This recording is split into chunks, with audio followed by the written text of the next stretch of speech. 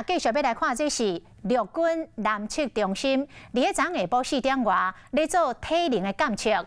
有一个姓杨44岁中校，伫咧实施着5分钟跳绳测验的时阵，跳到一半，不明的原因倒落去休克，当场就失去着呼吸心跳。目前伫咧加护病房装叶克膜在抢救。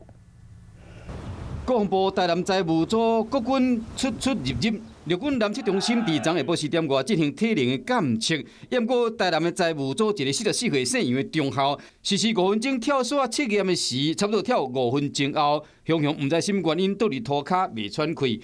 第一时间，军中的同袍随家急救，并且叫救护车，赶紧将人送去病院急救。在急救过5分钟之后，有短暂性的恢复自发性的脉搏。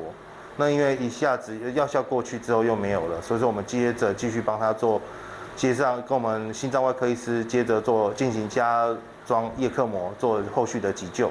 医方表示讲，人到病院进前都已经无气啊。经过抢救了后，目前依然伫加护病房，有到叶克膜的抢救，也未脱离险境。主计局在第一时间通知了家属，并且指派高阶干部前往协助。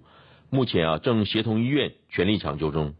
国防部表示讲，第一时间已经通知家属，并且指派高阶干部去协助处理，而且病院全力的抢救。不过，这个中校到底是什么原因？伫跳绳测验的时，雄昏去，敢有其他的病史，还是讲过程中有其他因素所造成的？这需要国军去调查清楚。晚间9点，邀请您与世界同步，60分钟掌握全球脉动。What News 9，陈雅玲世界晚报给您崭新视野。